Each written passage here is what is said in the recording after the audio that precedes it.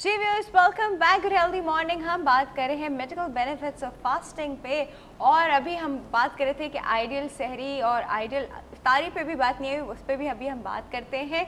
अच्छा सर, एक बड़ी इंपॉर्टेंट चीज़ वो ये कि हम लोग जब बहुत ज़्यादा खा लेते हैं तो उसके बाद हम लोग के पेट में दर्द सारा दिन होता है, और आफ्टर अ वाइल वो जब दर्द ख़त्म होता है तो फिर थोड़ी देर के बाद वो भूख के दर्द में कन्वर्ट हो जाता है। एक अजीब क्रैम्पी फीलिंग्स होती हैं। तो इस चीज़ को अवॉइड करने का, ख़त्म करने का या मिनिमाइज़ करने का कोई तरीका है? नहीं, बिल्कुल है।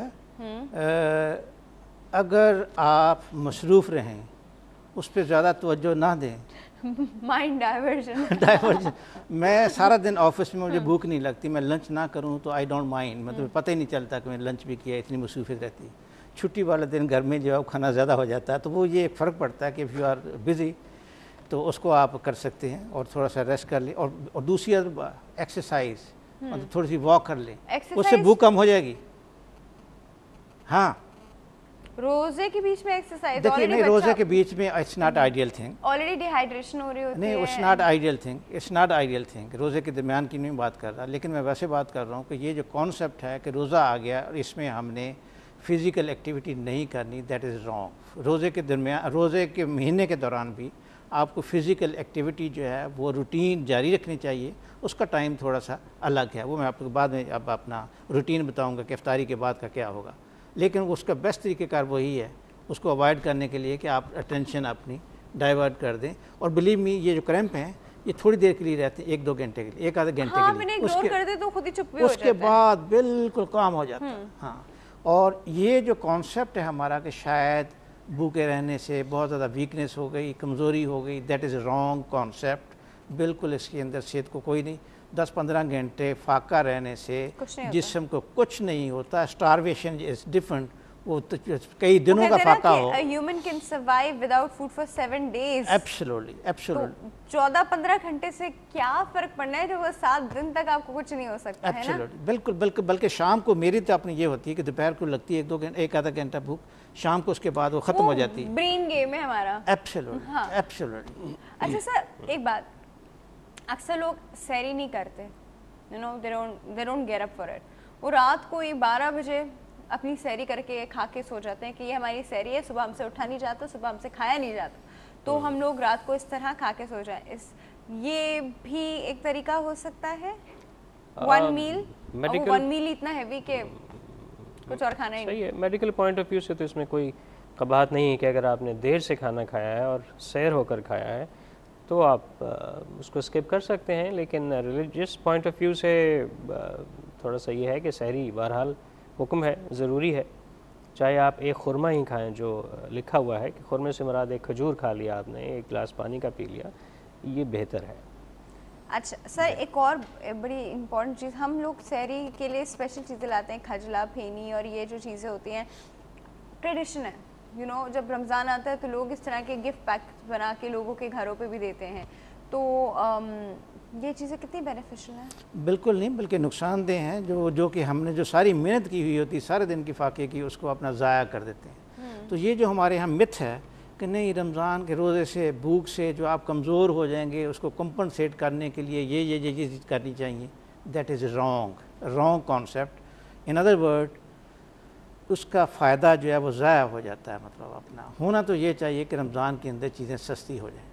अगर रमज़ान की हुज़ूर की सुन्नत को फॉलो किया जाए, रमज़ान की स्पिरिट को सही तरीके से अंडरस्टैंड किया जाए, तो ये चीज़ें सस्ती होनी चाहिए, महंगी नहीं होनी चाहिए। इकनॉमिक्स का असूल है सप्लाई एंड डिमांड। आपको नॉर्मल दिनों से रमज़ान में कम खाना चाहिए। नॉर्मल सैरी किया आपने, दोपहर का आप खाना मिस किया, शाम का खाना रूटीन का खाया, हैवी नहीं किया, तो in other word you are eating less than the routine other than Ramzan. तो अब चीज़ों की कीमतें कम होनी चाहिए। हमारे यहाँ कीमतें बढ़ती हैं क्योंकि हम रमज़ान में बाकी दिनों के मुकाबले में ओवर इनटेक हमारी ज़्यादा हो जाती है। At the end of the month 2-4 kilo हम वज़न बढ़ा देते हैं। तो बजाय इसके कि उसके फ़ायदे, सेहत के फ़ायदे जो हैं वो लें, हम अपनी सेहत को और भी नुकसान कर लेते हैं। ये तो है। उसमें फिर आपके लाइफ स्टाइल भी डिपेंड करता है ना, कि एक आदमी जो मज़दूर तबके से ताल्लुक़ रखता है, उसकी ग़िज़ा में अगर थोड़ा सा फ़ैट भी शामिल हो, खजला फीनी भी खा रहा है, वो पराठा भी खा रहा है, तो इसका मतलब है वो उसको दिन में बर्न भी कर लेगा। لیکن ایک ایسا آدمی کہ جس نے صبح اٹھ کے آفس جانا ہے 4 گھنٹے 8 گھنٹے بیٹھ کے کام کرنا ہے، اگر وہ یہ غذا کھائے گا تو یقیناً اس کے لیے یہ نقصان دہ ہے.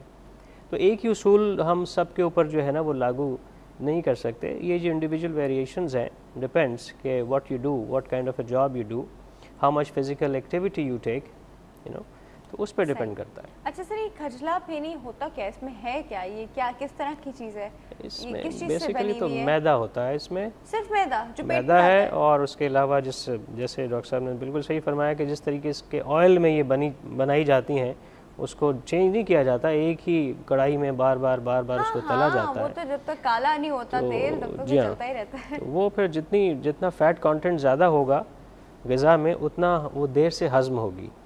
اسی لیے سادہ غذا کا جو حکم ہے کہ سادہ کھائیں، سبزی زیادہ استعمال کریں کھانے میں، تو اس کی وجہ یہی ہے کہ معدے پہ بوجھ کم پڑتا ہے اور آپ کی جسمانی ضروریات بھی پوری ہو جاتی ہیں اور سستا بھی رہتا ہے. ڈاکٹر صاحب، ایک بہت ہی کامن پریکٹس ہماری، افطاری میں کھجور کھائی، فوراً سے آپ کو پتہ ہے وہ پیکٹ کے ڈرنکس جو آتے ہیں جو اپنے 2 چمچے ڈال کے گھول کے بنانا ہوتا ہے، عام نہیں لے سکتی نا، آپ سمجھ جائے نا وہ، اور یا وہ لال شربت، وہ کیا بہتر ہے؟ ہاں نہیں، اس میں تو افطاری کے وقت یقیناً آپ کو لیکوڈ چاہیے، کافی چاہیے، مطلب یہ تو امپورٹنٹ ہے. وہ لیکوڈ تو چاہیے، لیکوڈ کے اندر تین چیزیں ہیں. آپ پانی پی لیں، اگر آئیڈیلی مطلب آپ پانی پئیں، نہیں پانی پی سکتے تو آپ شکنجی پئیں، اس میں زیادہ میٹھا نہ ہو. ایک چیز بہت کلیئر ہونی چاہیے کہ شام کے افطاری کے وقت زیادہ میٹھا پانی جو ہے وہ نہیں ہونا چاہیے، وہ نقصان دہ صحت کے لیے. اگر ضروری آپ کو جی چاہتا ہے تو پہلا گلاس جو ہے 2-3 گلاس آپ کو پانی کے چاہیے، فلوئڈ کے چاہیے.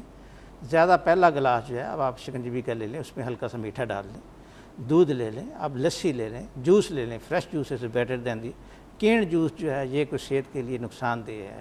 یہ جو ڈرنکس جو ہیں کاربونیٹڈ واٹر ہیں، پیپسی کولا جو ہے صحت کے لیے نقصان دہ ہیں. تو سرٹنلی ناٹ.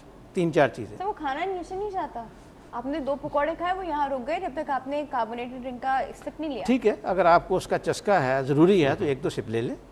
پانی کی جگہ پہ کاربونیٹڈ ڈرنک کو استعمال نہ کریں. اس کے لیے 1-2 ڈرنک آپ لینا چاہیں بعد میں، ٹھیک ہے وہ لے لیں اپنا، اگر آپ نہیں رہ سکتے تو. یہ لال شربت کیا ہے؟